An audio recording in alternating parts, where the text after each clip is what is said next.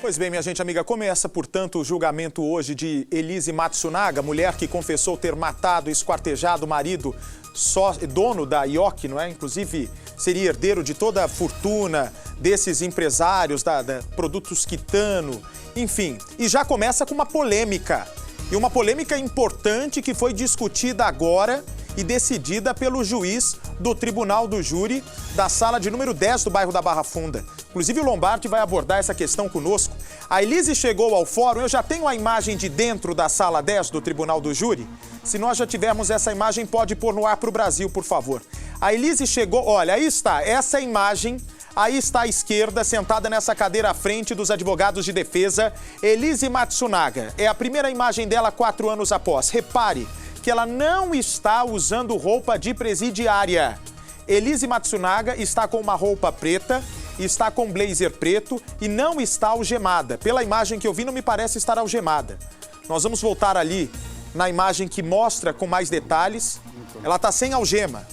Aí, os advogados do Marcos Matsunaga e o promotor de justiça disseram o seguinte: não, nós queremos que o júri comece com ela com roupa de presidiária e com algema o tempo todo. Só que o juiz permitiu que ela ficasse dessa maneira no fórum, porque vai contra o réu, é ruim para o réu, é uma chance ainda menor da defesa de ser bem-sucedida se ela aparecer para as 4 mulheres e os 3 homens que estão no júri, que foram sorteados, se ela ficar com a imagem de presidiária mesmo, com aquela roupa característica do presídio de Tremembé e também com algemas. Eu tenho toda a cobertura a partir de agora. A nossa repórter Denise Odorici já está na porta do Fórum da Barra Funda desde as primeiras horas da manhã. Renato Lombardi em contato com advogados de defesa e de acusação. Reportagens inéditas. Gira a vinheta de notícias, por favor.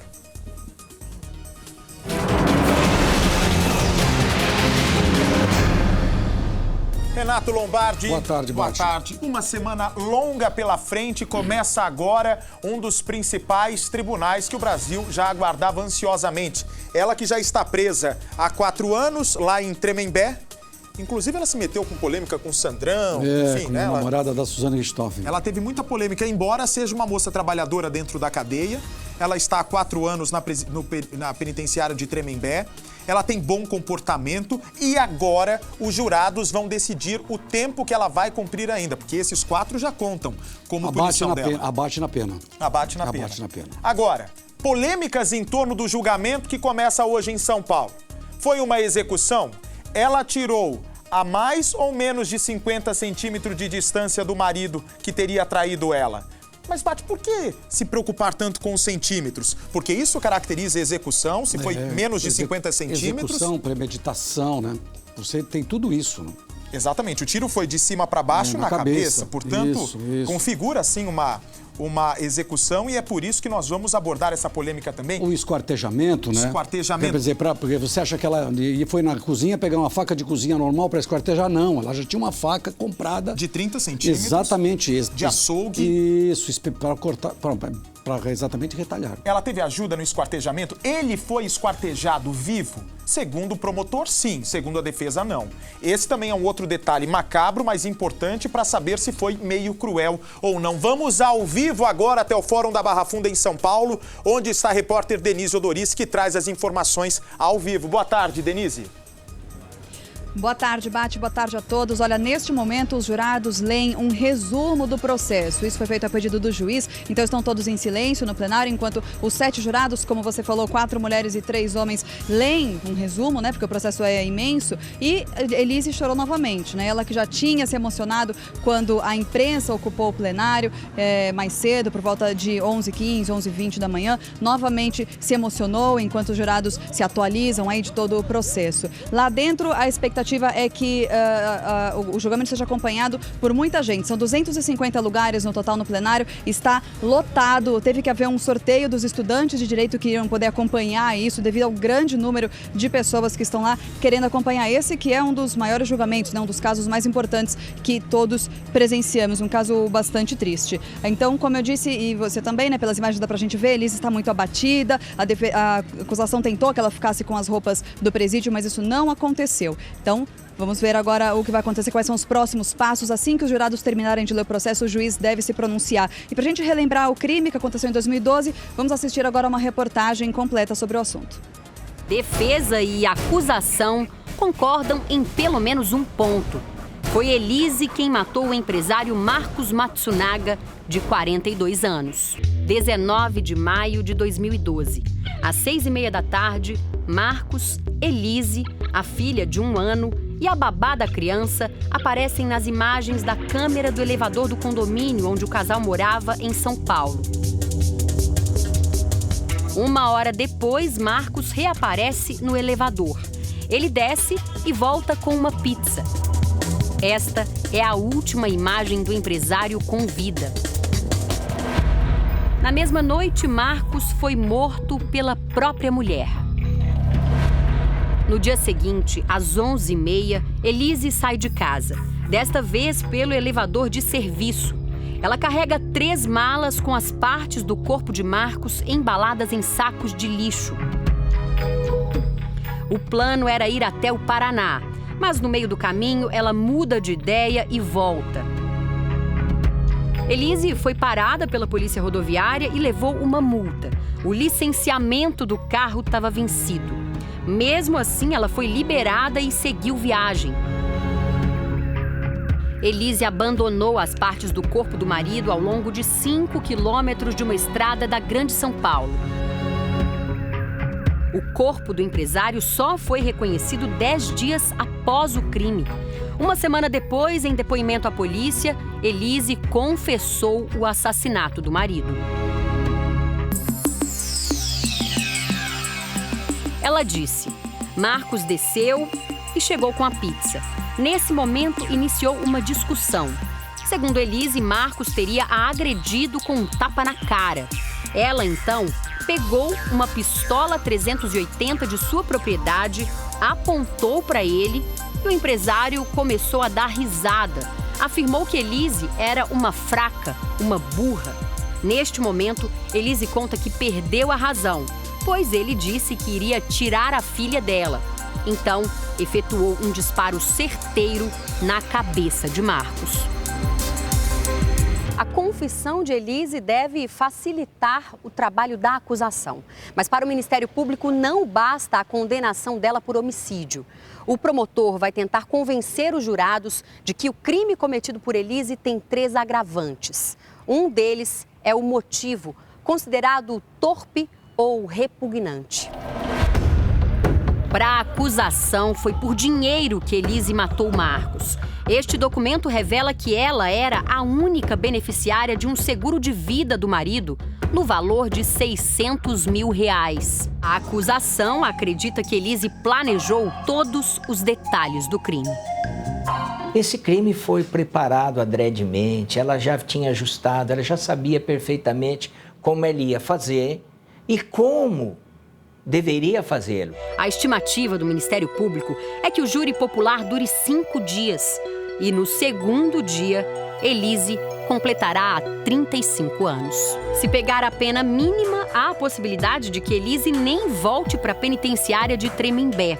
Ela já terá cumprido 4 anos e 5 meses de detenção.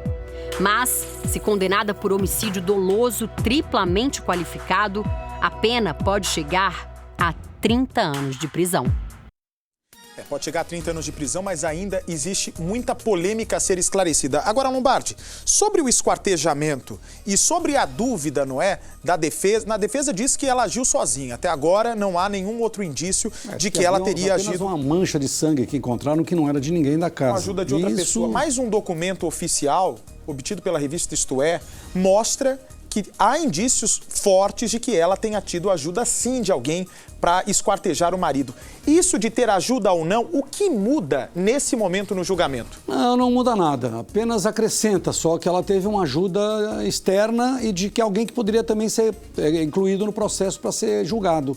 Mas não, a agravante, por quê? Diante de como tudo começou, houve uma desconfiança, mas ela teria condições sozinha. Mas a partir do instante em que ela mesma confessa que deu um tiro na cabeça dele e ele caiu, a partir do instante em que ele caiu com um tiro na cabeça, ela ficou dona da situação. E o problema de esquartejar também, a perícia levantou uma hipótese, né, a perícia do Instituto Médico Legal, o laudo necroscópico, de dizer o seguinte, ela teria exatamente começado o esquartejamento com ele vivo ainda? Isso, a perícia, ela deixou isso em dúvida. Porque eles acham, não é? O promotor acha que sim, que o Marcos Matsunaga estava vivo no momento em que ela começou a cortar o corpo dele em 6 partes, que ele estava vivo, que ele viu o momento exato em que ela fez toda essa atrocidade, o que configura mais ainda o motivo cruel, o motivo de vingança, que pode dar uma pena mais pesada. Que é o cruel e torpe, né? O motivo de... O que é torpe? A torpeza, né? Aquela vontade de matar. O discurso dela e da defesa é o seguinte, para as 4 mulheres e para os 3 homens que estão nesse momento no tribunal do júri. Gente, eu fui uma mulher traída. Ele me chamou de lixo o tempo inteiro. Eu perdi a cabeça e matei. Para os promotores, não. Para os promotores, ela pegou um silenciador para fazer tudo de caso pensado. Não, premeditou. Ela pensou... Não, isso daí é o que eles estão dizendo. A defesa diz que não. Sim. A defesa diz que foi algo de impensado, só que a promotoria tem certeza que ela já tinha pensado como mataria e como depois ocultaria o cadáver naquele sítio em Cotia. Porque, não, na estrada. Ela foi jogando aos poucos na estrada. E por último foi a cabeça. E a partir do instante do encontro primeiro encontraram o corpo, depois quando encontraram a cabeça e depois 10 dias depois chegaram à conclusão de que era ele, porque ele estava desaparecido. Agora, o detalhe importante nessa história toda é a respeito da premeditação, segundo... Eu conversei na sexta-feira com o promotor, José Carlos Cossenzo, ele estava explicando da premeditação, por quê? Ela primeiro, ela sabia atirar muito bem porque ele a levou para fazer o curso de tiro, até para defesa pessoal. Ela sabia manejar todo tipo de arma. Segundo, ela comprou a faca. A polícia esteve na loja onde ela comprou a faca. 10 dias antes ela comprou uma faca. E é uma faca, não é faca normal. É uma faca, não é faca de cozinha que você corta a carne. Não, é uma faca para cortar osso. Outra coisa, ela tinha noções porque ela fez curso. Além de fazer curso de direito, ela fez curso de enfermagem. Ela tinha noção de exatamente de como. É uma hora muito pesada essa hora aqui, mas a gente está falando de um crime que movimentou o Brasil inteiro e foi notícia no mundo, porque a vítima era uma vítima conhecida, um dos maiores industriais e empresários do Brasil. Então, por isso que a gente está falando a respeito disso. Muito bem, aí você está vendo, essa é uma imagem gravada há cerca de 20 minutos dentro da sala de número 10 do Tribunal do Júri na Barra Funda, aqui em São Paulo. Nessa mesma cadeira sentou há pouco tempo Gil Rugai, quando foi condenado. Nesta mesma cadeira também foi condenada a Suzane von Richthofen por ter matado o pai e a mãe. Portanto, é uma sala onde presos de crimes famosos foram julgados e, a partir desse momento, o Brasil inteiro passa a ter os olhos para esse local. Elise, como eu disse, está com uma calça preta, está com um sapato, parece ser uma espécie de sapatilha ou com um salto muito discreto. Há um blazer também, nesse momento, que veste essa moça, que está com uma trança no cabelo voltada para o lado direito. Não é uma roupa, obviamente, de presidiária. A roupa dela se confunde, inclusive, com a dos advogados. Só que, por entendimento do Tribunal do Júri, ela vai ficar sim vestida dessa maneira e sem algemas nos braços, porque isso desfavoreceria o julgamento dessa moça, seria contra o réu. Mas isso foi o entendimento do juiz. O juiz entendeu assim. O problema da algema... Eu colocaria ela com roupa de presidiária. A presidiária tem que ficar com roupa de presidiária. O problema da algema, já faz alguns anos que os presos, a não ser o preso de altíssima periculosidade, ele é apresentado, do contrário, ele é sem algema. Eles não tiram a Eu algemaria e ela não tem, deixaria não tem que ter colher de chá. Depois do crime que ela praticou, ela não apresenta nenhuma periculosidade. Você que está chegando agora de todo o Brasil vai ver comigo, pela boca da própria Elise Matsunaga, o primeiro relato dela para a polícia, o que ela realmente fez com o marido, que segundo ela traiu. Veja só. Esse seu relacionamento com ele a partir de 2004 foi contínuo? Foi. Qual era a frequência desses encontros, Elise? Quase todos os dias, dia sim, dia não. Você tinha conhecimento que ele era casado? Sim. Ele tinha filho? Não. Tinha. Olha só que ironia do destino, não é? Ela teve um relacionamento com Marcos Matsunaga, fez com que ele largasse a mulher para ficar com uma garota de programa. E agora, segundo ela, ele já tinha um filho. A briga é a mesma. E ela o que fez? Ela está dizendo que resolveu matá-lo porque ele a estava traindo. E ela tem uma filha. Então você percebe que se repetiu tudo, mas muita gente não consegue entender como é que uma pessoa como ela, que conseguiu casar com um dos homens mais ricos do Brasil e que poderia muito bem, separando-se dele, ter uma pensão de 50, 60, 70 mil reais, decidiu matá-lo por causa de uma apólice de 600 mil reais. Não é possível. Ela queria tudo. Procurou advogado dias antes para saber o que seria dela. A Denise tem informações ao vivo de lá, Cláudia, antes de eu colocar esse outro trecho da Elise? Ah, ok, perfeito. Quando os dois se conheceram, o Marcos era casado e tinha uma filha pequena. Elise também falou como foi exatamente o fim do casamento. Acompanhe. Ele me disse que ia tentar matar a mulher dele. Ele ia tentar matar a mulher dele? Como? Sim, com veneno. Você não teve receio de morar com ele? Tive um pouco. Olha, ela falou também para a polícia sobre as traições do marido. Você vai ver durante toda a semana, né? A previsão do julgamento é que dure 5 dias. Eles vão querer desqualificar a vítima de qualquer maneira. Vão querer falar que o Marcos Matsunaga não prestava nada, que era um mulherengo. Ela diz que ele já tentou matar a ex-mulher. Aí o policial muito bem perguntou, peraí, querida, se ele já tentou matar a ex-mulher, como você se submeteu a viver debaixo do mesmo teto com esse homem? Essa é uma jogada de defesa. A jogada de defesa. Ela quer dizer que, na verdade, em outras palavras, a defesa está tentando mostrar nesse momento já, dentro do fórum da Barra Funda, são imagens ao vivo que nós temos da porta, qualquer movimentação eu vou ao vivo para lá. Eles querem mostrar, ela está querendo dizer para os jurados que ele merecia morrer. Ela está tentando justificar o que ela fez, que é um crime. Mas a partir do instante que ela dá um tiro na cabeça do marido e esquarteja o marido, não tem defesa, olha. Mas de qualquer forma, o julgamento vai ser emocionante. O começo dele vai ser a leitura dos autos, o depoimento das testemunhas, são 10 de um lado, 10 de outro. O depoimento de 2 peritos, 2 técnicos. Agora, o embate entre defesa e acusação vai ser emocionante. É que você está acostumado a ver sempre na televisão, nos filmes, aqui ao vivo, é impressionante. Fique com a gente. E o principal de tudo, vem para mim, por favor, dentro da sala do Tribunal do Júri, tudo é possível. Todas as reações dos jurados são possíveis e imprevisíveis. E é o que nós vamos acompanhar a partir de agora. Veja só o momento exato em que a Elise Matsunaga, a assassina e esquartejadora do marido, disse sobre as traições do empresário. Acompanhe. Eu ia me separar e descobri que estava grávida. Falei pra ele e aí ele pediu perdão, falou que aquilo foi uma coisa irresponsável da parte dele, que ele não ia fazer mais. Uma reportagem que acaba de chegar, vamos falar sobre o julgamento de Elise Matsunaga. Deve durar 5 dias. Me dá, por favor, as imagens da Elise dentro do fórum da Barra Funda. Aí está. Eu sou a favor, o juiz que me desculpe, eu sou a favor de deixar essa moça com roupa de presidiária. Tinha que deixar com roupa de presidiária, algemada, por quê? Tem que ser considerada uma presa como outra qualquer. Não tem que dar benefício nenhum para essa moça. Ah, mas vai desfavorecer a ré. Ué, ela não cometeu o crime?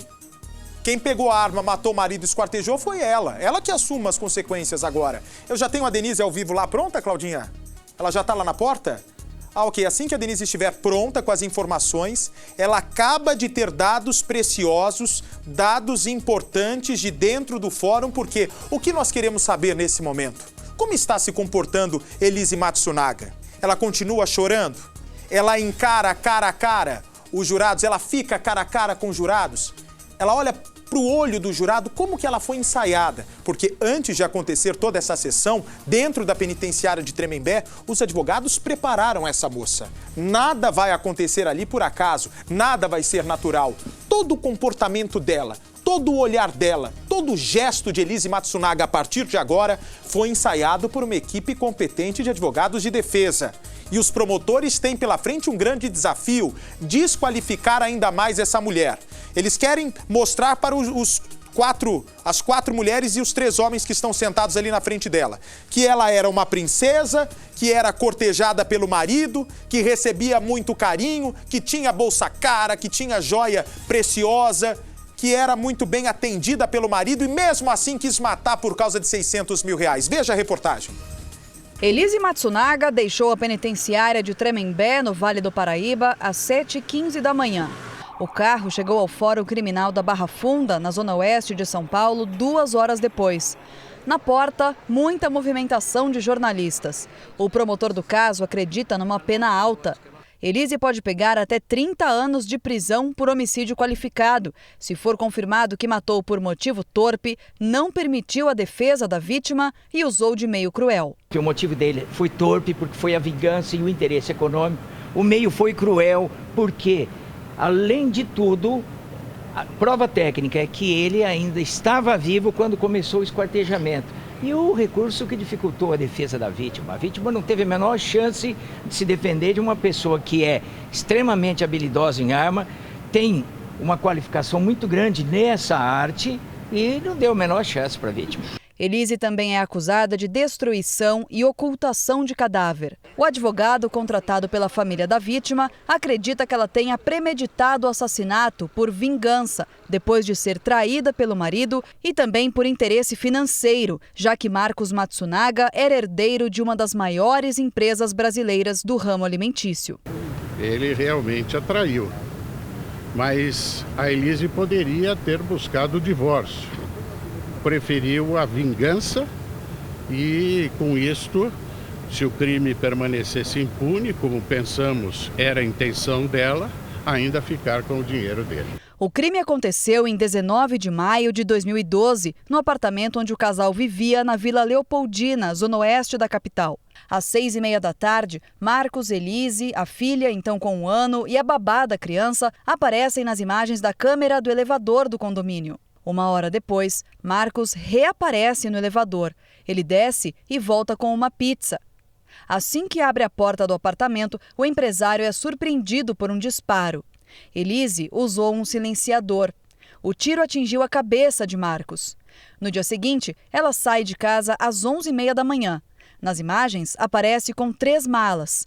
Dentro estão as partes do corpo de Marcos embaladas em sacos de lixo. Elise abandonou as sacolas ao longo de 5 quilômetros de uma estrada na Grande São Paulo. A promotoria acredita que ela teve ajuda de uma outra pessoa para se desfazer do corpo do marido. Mas esse assunto não deve ser abordado no julgamento. Tecnicamente é bem clara. Os cortes são diferentes, os tempos são diferentes, a presença de material genético de uma outra pessoa, quer dizer, só que esse fato não vai ser julgado, além do que nós não teremos tempo. O julgamento de Elise Matsunaga deve se estender por 5 dias. Serão ouvidas 22 testemunhas, entre parentes, amigos, funcionários do casal e policiais e peritos que participaram das investigações. Um dos depoimentos mais aguardados é o da babá da filha do casal, que participava todos os dias da rotina da família. Primeiro falam as testemunhas convocadas pela acusação e depois as convocadas pela defesa. Só então Elise deve ser interrogada. Em depoimento à polícia, ela já confessou que matou o marido. A defesa pretende agora caracterizar o crime como um homicídio simples, derrubando as qualificadoras propostas pelo Ministério Público. A alegação é que Elise seria vítima de violência doméstica e que este foi o motivo do assassinato. A pena para homicídio simples é de até 6 anos de prisão. O destino de Elise será decidido por um júri composto por 7 pessoas, que vão dormir dentro do fórum durante o julgamento e não ter qualquer contato com pessoas de fora. A ré deve dormir num centro de detenção provisória. Ela vai e volta todos os dias durante o julgamento. Olha, eu chamei agora há pouco pedindo opinião do povo pelo meu Instagram sobre a pena que merece Elise Matsunaga. Eu estou chocado. O que está aparecendo de gente que acha que Elise Matsunaga merece ser absolvida? Uma coisa inacreditável. Para mim, algo muito de surpresa. Acham que se o marido traiu, se o marido, né, estão indo na história que a defesa está contando, que pode ser a verdade pelo menos da defesa. Que traiu, né? Porque traiu, tem um filme dele com a ele chamava ela de namorada. lixo. Agora, gente, não podemos deixar que traição seja reprimida com um assassinato, com uma covardia dessa. Com uma barbaridade dessa, eu respeito a opinião de cada um. É porque não é parente de quem está dando opinião. Se fosse parente que está dando opinião, porque a coisa muda. Não há dúvida, a maior vítima desse caso é a filha do casal, que tem 5 anos de idade. É uma criança que vai crescer sem a mãe e que vai crescer sem o pai, guardando na história da família uma morte tão violenta do pai cometida pela própria mãe. Essa é a maior vítima de toda a história. Eu vou ao vivo agora até o Fórum da Barra Funda. Lá está a repórter Denise Odorice, que tem informações. Ela acabou de chegar de dentro do fórum e já conta pra gente as novidades do julgamento que começou há cerca de 1h30. Vamos lá, Denise, por favor.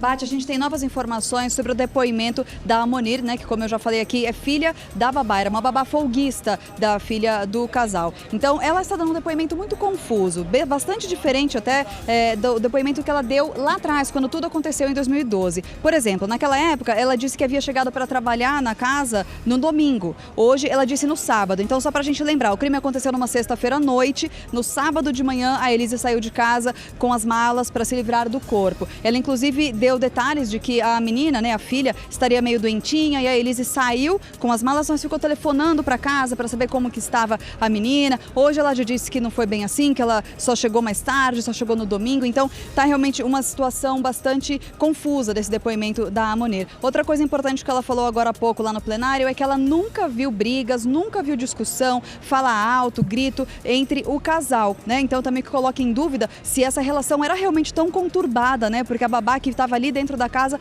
nunca havia presenciado nada. E acrescentou que ele sempre foi muito gentil, inclusive com os funcionários, inclusive com ela. Agora, Bate, você sabe que a gente está com uma equipe bastante grande aqui no fórum, estamos realmente com uma grande cobertura, vários repórteres, várias equipes, e a Liliane Nascimento é uma delas, que está aqui ajudando a gente, acompanhando aqui no Balanço Geral. A Liliane acompanhou desde o início a chegada da Elise lá dentro do plenário e estava também lá agora há pouco. Liliane, obrigada, boa tarde. Me diz uma coisa, a gente sabe que a Elise se emocionou 2 vezes, né? Ela chorou quando a imprensa entrou, chorou depois quando começou a leitura do processo. Como é que ela está reagindo agora, por exemplo, ao depoimento dessa babá, dizendo que o relacionamento dela, por exemplo, nunca foi conturbado? Quer dizer, ela está impassível, ela está emocionada, ela está olhando de frente para essas pessoas?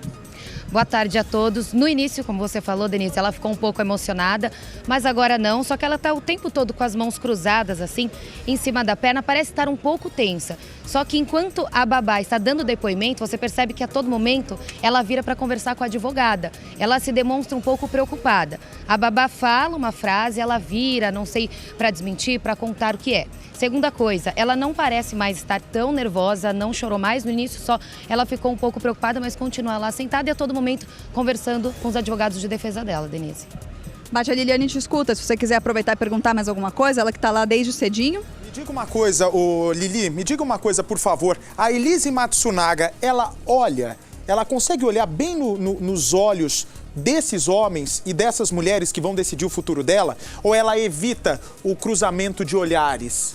Como é que você viu ali e como ela está ensaiada pelos advogados dela? Ela fica olhando fixamente, ela encara fixamente o olhar desses jurados ou não? Boa pergunta, Bate. Não, em nenhum momento ela olha na direção dos jurados. Ela olha muito para os advogados dela, para o juiz, e em um certo momento a babá folguista chegou a virar e olhar para ela. Elas se encararam, mas em nenhum momento a Elise olha para os jurados, ela desvia o olhar. Enquanto a babá, vocês vejam bem, a acusação pegou uma mulher que trabalhou na casa da Elise Matsunaga para tentar mostrar para os jurados que Marcos Matsunaga era um bom marido, que não tinha briga, que tratava com educação os funcionários. Eles querem, a partir desse depoimento que está acontecendo agora, mostrar para o Brasil que realmente Marcos era um marido perfeito. Essa é a ideia, por isso que chamaram essa babá. Enquanto a babá falava que não tinha briga, que é o contrário que diz a defesa, Elise Matsunaga diz que as brigas eram frequentes, que não tinham nem mais relação sexual. Isso seria motivo de discussão. Enquanto ela afirmava esses detalhes, a Elise olhava para ela, concordava, fazia olhar de quem não concordava com as afirmações. O que é que você percebeu nesse momento? No momento em que ela falava sobre o relacionamento deles, o comportamento em casa, eu percebia que a Elise, ela olhava para a babá, quando a babá terminava, a Elise colocava a mão na boca, assim, para conversar com a advogada. Talvez discordando, algumas vezes ela balançava a cabeça, parecia não concordar com o depoimento da babá, Bate. Olha, atenção, atenção. Acaba de me chegar uma informação importante. Lili, que está acompanhando aí de perto, e Denise também, nossa repórter, a Denise. Olha só, nós temos a informação que o reverendo que fez o casamento dos dois foi dispensado agora, que não será ouvido mais, e o delegado Carrasco também, que acompanhou o inquérito de perto, acaba de ser também dispensado. Portanto, não serão ouvidos mais no julgamento de Elise Matsunaga. Meninas, volto já com você. A Lili vai voltar para dentro do plenário. Eu volto já com a nossa repórter Denise Odorice, que, acontecendo qualquer situação importante, nós paramos o que estamos falando aqui do Balanço e vamos abordando esses assuntos aqui no programa. Muito obrigado por enquanto, Lombardi. Mas a dispensa é de comum acordo, viu? Não, sem dúvida. É de comum acordo. Não é polêmica, não tem polêmica em torno disso. Não, porque quando interessa... Faz parte do rito. Quando interessa, diz não, me interessa, não dispenso. Agora, Lombardi, isso vai ser discutido nesse momento, lá dentro da Sala 10. Eu duvido que essa moça tenha esquartejado sozinho esse homem. Não é possível que ela tenha conseguido cortar o corpo dele em 6 partes e escondido em 3 malas, tudo sozinho. Eu duvido. Então, mas o promotor disse na entrada que tinha ali um agente estranho dentro que é o sangue. O sangue coletado não era de ninguém da casa, nem das vítimas, nem da acusada, nem da criança e nem da babá, entendeu? Atenção, minha gente amiga, ainda falando sobre o julgamento da Elise Matsunaga, me chega agora a informação que essa moça, a assassina confessa, chorou 4 vezes, em menos de 1h30, 4 vezes. O momento de maior emoção, pelo menos para a assassina, foi quando o advogado de defesa dela, o doutor Luciano, perguntou para a babá se Elise era ou não carinhosa com uma filha hoje com 5 anos. Babá, a gente ainda não tem exatamente o que a babá disse, mas Elise chorou copiosamente quando falou da filha. E deve ser difícil mesmo para essa mulher, que embora seja uma assassina fria, pelo jeito, esquartejadora, é mãe. Mas deveria ter pensado antes de matar. Pensado na menina. Na filha, que era o fundamental, né? Como é que pode, né? Acha que vai matar o marido, esquartejar, corta o corpo em 6 partes, sai com 3 mochilas, falando, meu marido sumiu. Não, e você tem a câmera dele entrando e não tem dele saindo, ô cara pálida? E o marido que sumiu, nada mais, nada menos que um dos maiores empresários do Brasil. Conhecido de todo mundo. Como é que pode? Quer dizer, na cabeça dela, achou que ninguém... sumiu, ele fugiu, foi embora. Esse primeiro depoimento pouco acrescentou. Nada. Esse depoimento foi fraco. O da babá, sim. A babá titular... Da babá que estava lá. Tanto que parece que quando a babá chegou, que ela começou a esquartejar. Não, a babá chegou junto com o elevador. A gente mostra no elevador a babá com a criança. Fabiola, o que você acha? Merece pena máxima por tudo? Todas as qualificadoras? Claro. Esquartejamento, motivo cruel. Você acha que ela deve pegar até o último ano de cadeia? Claro, como é que faz isso, gente? Fiquei bege quando eu vi essa história. Mas tem gente que não concorda. Tem gente que acha que ela deve tomar uma pena leve. Por quê? A defesa, nesse momento, está pedindo 3 anos de prisão, não é isso? A defesa quer 3 anos, mais 4, que ela já 4 anos e meio, são 7 anos e meio. Ou seja, ela nem volta para terminar. Não, quer que saia do presídio e embora para casa. Daqui a pouco, Denise Odorici vai entrar ao vivo, direto do Fórum da Barra Funda, com novas informações. Essa mulher, o destino dela está nas mãos agora de 7 pessoas, 4 mulheres e 3 homens. Foi execução? Ela matou sem direito de defesa desse homem? Ela esquartejou sozinha ou teve ajuda de uma terceira pessoa, como prega a acusação? E ainda, ele foi esquartejado ainda vivo? São perguntas macabras, é um assunto muito delicado, mas que devem ser colocados em discussão sim, porque nesse momento é o objetivo do júri para saber o quanto ela vai pegar de cadeia.